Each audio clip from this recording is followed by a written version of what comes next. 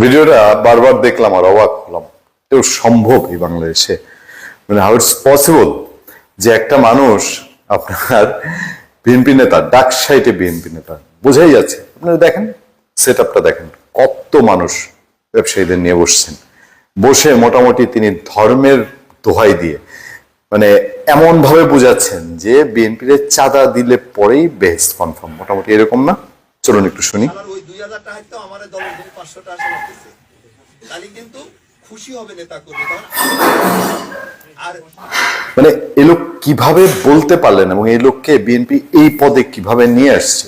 দায়িত্বশীল একটা পদ, মোটামুটি এমপি ইলেকশন করবে সামনে কনফার্ম, কারণ উনি ইউনিয়ন নির্বাচনগুলোতে কে কি হবে, কে মেম্বার হবে, কে চেয়ারম্যান হবে, এইসব নিয়ে যেহেতু ওনার মাথায় প্যারা। এবং দেখেন নিজের দলের লোকজনের মধ্যে কেমনে ব্যবসায়ীর পকেটের টাকা লোকজনের নিজের দলের লোককে তুলে দিয়ে বলছে যে এতে করে এই চাঁদার টাকায় এই বিএনপির কর্মীদের পেট ভরবে, তাদের সন্তানদের মুখে হাসি ফুটবে, 2 কেজি মাংস কিনে দিলে ঘরে গিয়ে একটা খুশি হবে, তাতে করে তাদের মন শান্তি হবে, তাতে করে আল্লাহও খুশি হবে। ব্যবসায়ীরা যারা তার উপার্জন থেকে টাকা পয়সা ইনকাম করে যা দিচ্ছে সেইখান থেকে এই শান্তি দেওয়ার জন্য ব্যবসায়ীর মনেও শান্তি হবে এবং বেস্ট কনফার্ম না, মোটামুটি অনেকটা তাই না? আর এই যে আপনি যে 150 টাকা ঘরে নিয়ে গেলেন, ওইটার কিন্তু শান্তি থাকবে আলাদা, তখন আর ওইটাকে অভিশাপ দিবেন। আমি কি কথাটা বোঝাতে পারছি আপনাদের? এবং এখানেই শেষ না।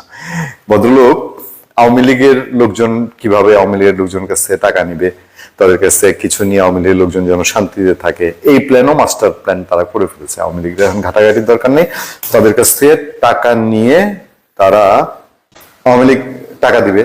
টাকা দিলে তাদের বেহেস কনফার্ম না হইলেও এই দুনিয়াটা যে তাদের জন্য দোজক হয়ে উঠেছে, এই দুজক থেকে তো রক্ষা কনফার্ম না? আমার কথা, হাট বাজার, ওএমএস ডিলার হোক, খাদ্য বান্ধবের ডিলার হোক, ওই আপনার মাছ চাষ করাতে। তো এই হলো পরিস্থিতি। এবার তারেক রহমান সাহেব, উনি কথায় কথা আবার তারেক রহমানকে টেনে এনেছেন যে তারেক রহমান সাহেব কি কি বলছেন না বলছেন এগুলো সব বলছে, এবং মোটামুটি নাতি দীর্ঘ চাঁদাবাজিকে হালাল করার জন্য নাতি দীর্ঘ একটা বক্তৃতা দিয়েছেন।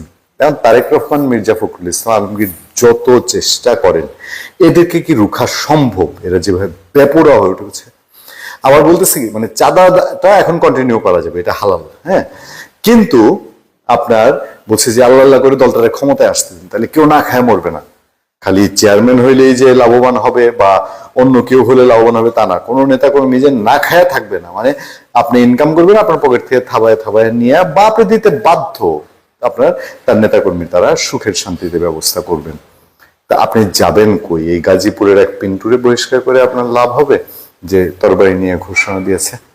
তো এই আমি মেনেই নিতাম। ধরেন কিছুদিন আগে কুমিল্লার এক ছাত্র দলের সভাপতি বলেছে না যে জিয়াউর রহমানের নাম নিলে বেহেস কনফার্ম। কারণ কি? কারণ হলো জিয়াউর রহমান সাহেব মক্কায় একটা গাছ লাগিয়েছেন, নিম গাছ সম্ভবত।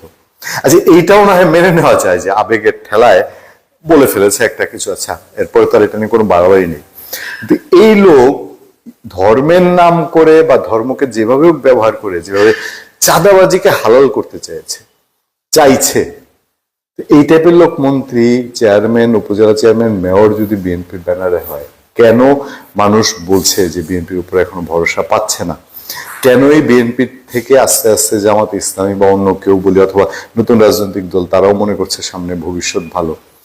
এই ইনজেকশন, এই মরণ ব্যাধি থেকে বাঁচানোর ইনজেকশন বিএনপির কাছে কি আছে কিনা?